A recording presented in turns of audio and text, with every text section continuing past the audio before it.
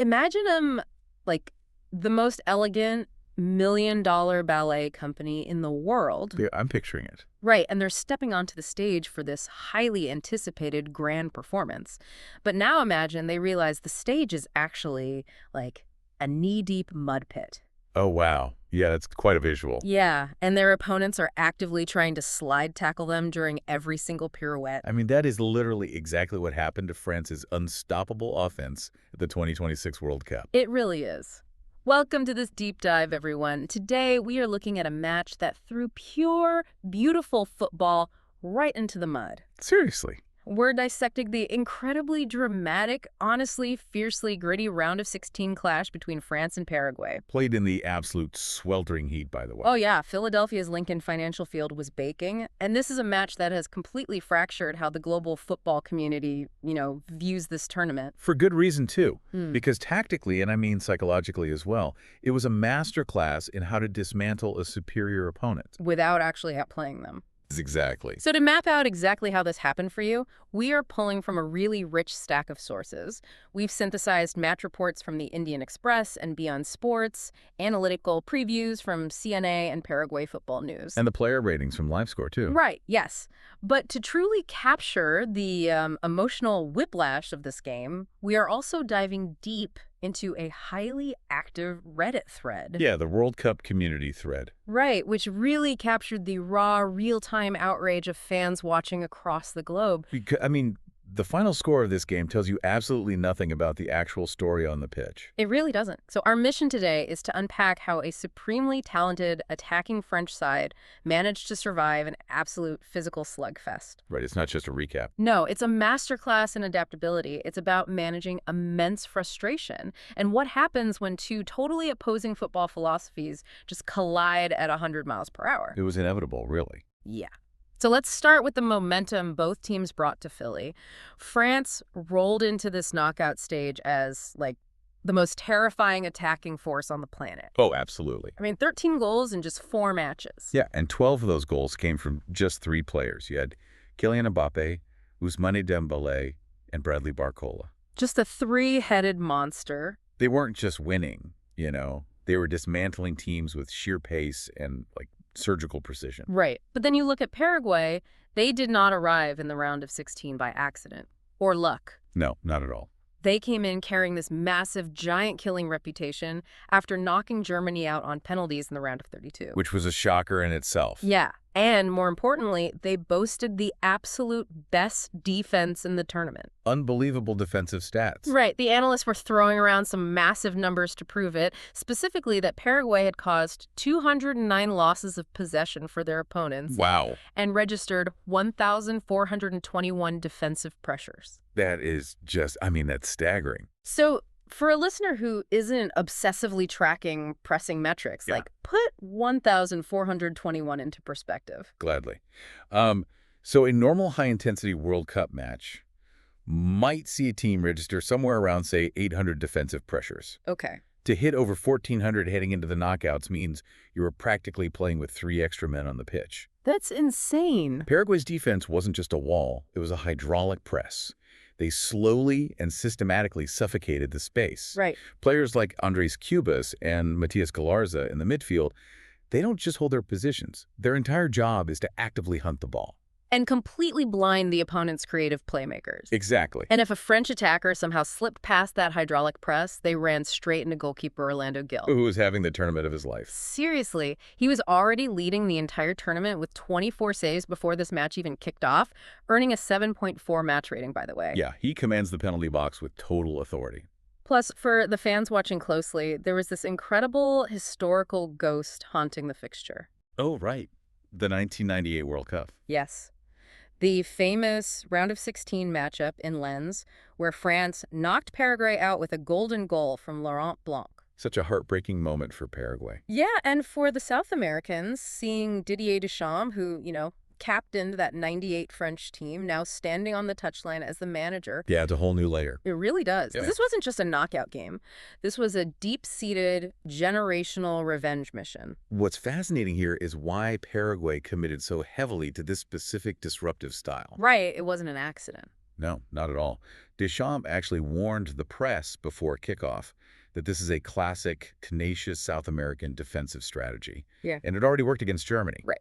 Paraguay knows that if they allow a team with France's technical ability to play a clean, flowing game, they will be shredded. So they intentionally create chaos. Exactly. They Yeah. break the rhythm. They drag you down to their level. Okay, let's unpack this, because this matchup basically looks like a sleek sports car trying to navigate a road covered in speed bumps. And spike strips. Right, and Kylian Mbappe actually summed up that exact sentiment brilliantly after the match. Oh, I loved his quote. It was so good. He told reporters, "They probably thought we'd show up in tuxedos, but we know how to play rough too." Classic Mbappe. Yeah.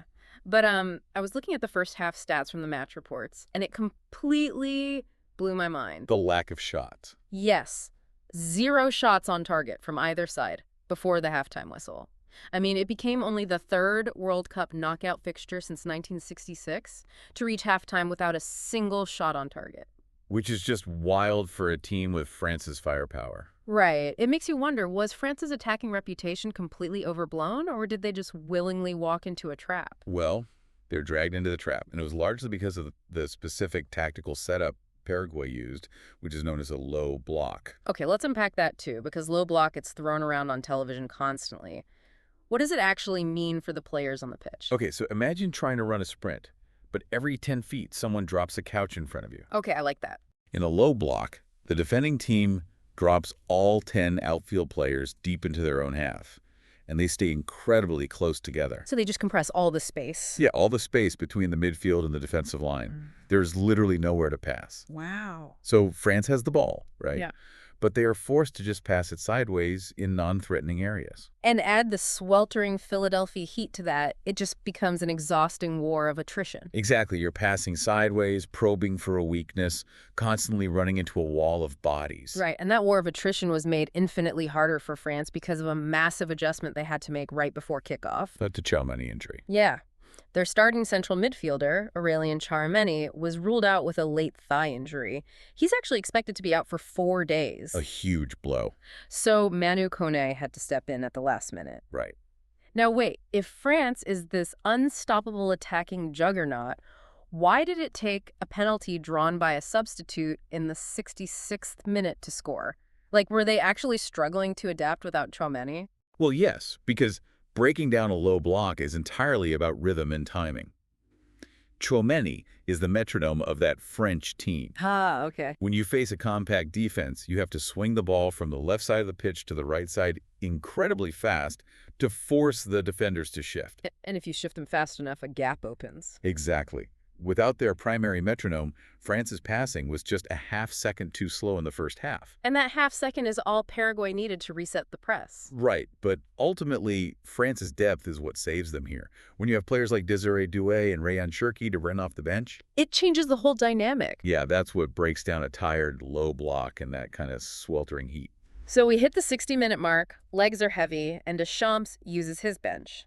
He brings on Doué, who ends up with a 7.8 rating, by the way. A brilliant substitution. Yeah, he drives into the penalty area and is brought down by Diego Gomez in the 66th minute. Penalty to France. Which brings Kylian Mbappe to the spot. Right, the 70th minute, he steps up, gets an 8.2 match rating, and calmly converts it. Just completely composed. But we have to talk about the historical weight of this goal. The stats are absurd. This was Mbappe's 19th World Cup goal in his 19th match. A goal a game. Crazy. It was his 7th goal of this tournament alone, which ties him with Lionel Messi for the Golden Boot. Amazing. But the stat that really jumps out, this was his 11th career knockout goal. That's a World Cup record. He has 3 more than anyone else in the history of the sport. We really need to pause on that 11 knockout goals statistic. Group stage football. You know, it allows for mistakes. Right, you can lose and still advance. Exactly. But knockout football is an entirely different psychological sport. The pressure is suffocating. To consistently score when the stakes are that high speaks to a level of mental resilience that maybe like 2 or 3 players in a generation possess. Yeah. Speaking of mental resilience, though, the heat in Philadelphia was definitely not the only thing boiling over. Oh, not at all. That physical exhaustion fed directly into a massive psychological breakdown on the pitch. And this is where the story shifts from a tactical chess match to a massive global controversy. Focused entirely on the refereeing and player behavior. Yes. The reaction from spectators was visceral. We spent a lot of time analyzing a highly active Reddit thread on World Cup, and the sentiment shift was wild. It was a complete 180. Neutral fans, people who had no stake in either team, completely turned on Paraguay.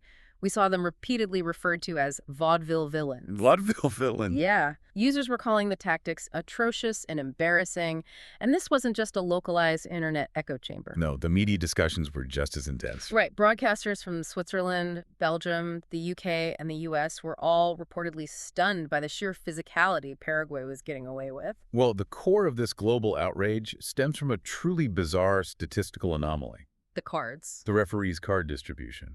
It was maddening to read about. I mean, the sources detail instances of Paraguayan players repeatedly pushing French players off the ball, Just showing them? kicking Mbappe in the legs well after a foul was whistled. They physically blocked French goalkeeper Mike Maignan to stop him from launching counterattacks. They even tried to destroy the penalty spot? Yes, physically tearing up the grass before Mbappe took his kick. And for all of that disruption over 90 minutes, Paraguay received 0 yellow cards. 0. While France, the team absorbing all of these hits, walked away with 3 yellow cards. There was one specific incident that had everyone online absolutely furious. Yeah. France's Michael Elise gets grabbed and pushed by a Paraguayan player. Right. The Paraguayan player then dramatically throws himself to the floor, basically faking an injury, and the referee pulls a yellow card and gives it to Elise. It's just wild to watch. So how does a team effectively act like a wrecking ball for 90 minutes and walk away with 0 cards while the team taking the hits gets 3? Like, is this a failure of the referee or a masterclass in dark arts by Paraguay? This raises an important question about how tournament referees handle matches that devolve into street fights. Right. In high-stakes knockout games, referees are often given directives to let the game flow. They don't want to ruin a World Cup match with a soft red card early on. So they raise their threshold for a foul. Exactly. But savvy defensive teams like Paraguay know exactly how to exploit that leniency. They push it right to the absolute limit, committing 50 minor fouls that disrupt the game, but don't quite cross the line for a booking. But the psychological toll that takes on a team like France has to be immense. Oh, it is. And maintaining composure when the officials seem totally blind to the opposition's tactics, that is a hidden hallmark of a true championship team. Right, most teams would retaliate, get a red card, and lose. Exactly. Although, I should point out, France wasn't entirely immune to the controversy either. There was one other major debate raging fiercely online, involving Mbappe and IFAB Law 12. Ah, the handball debate. Yes. Redditors were arguing over whether Mbappe intentionally handled the ball to keep it in his control. Which, under IFAB Law 12, would have warranted a yellow card and a disallowed goal. Right. Half the fans argued his arm was in a natural running position, making it legal. And the other half insisted he actively twitched his arm outward to gain an advantage. But ultimately, no whistle was blown, the play continued, and France got the penalty later to win. They survived the gauntlet. They did. But having survived the psychological and physical warfare of Paraguay, France now has to instantly pivot to a completely different challenge in the quarterfinals. The Moroccan horizon. Yes, Morocco. This is a monumental fixture. Morocco just ended Canada's historic run with a commanding 3-0 victory. 2 goals from Azanina Nahi. Yeah, and one from Soufiane Rahimi in stoppage time. By securing that win, Morocco is now the first African nation to reach the quarterfinals at back-to-back World Cups. Historic. And it sets up a massive grudge match, renewing the rivalry from the 2022 World Cup semifinal, which France won. The emotions are going to be so high. So, what does this all mean? We connect the dots for the listener here. France just proved they don't need to play beautiful football to survive. Okay. They can put away the tuxedos and get their hands dirty. Synthesizing this whole journey, France has shown they have the flair to score 13 goals, the depth to change a lockdown game from the bench, and the grit to survive a cardless, bruising opponent. But Morocco brings a completely different tactical and emotional challenge. Completely different. So to wrap this up, the big takeaway for you listening right now is that true expertise in any field, whether it's elite sports, business, or just life, isn't just about executing your plan A flawlessly. No, it rarely is. It's about your willingness to adapt and survive when the opposition drags you into the mud. Which leaves us with a final thought to mull over. Go for it. If a highly stylized, beautiful team proves they can entirely abandon their identity to win an ugly, brutal battle. Mm. Does that adaptability make them the perfect team? Oh, that's a good question. Or does relying on the dark arts to survive risk eroding the very essence of what made them champions in the first place? Wow. Something to think about as we head into the quarterfinals. Thanks for joining us on this deep dive, and we'll catch you next time.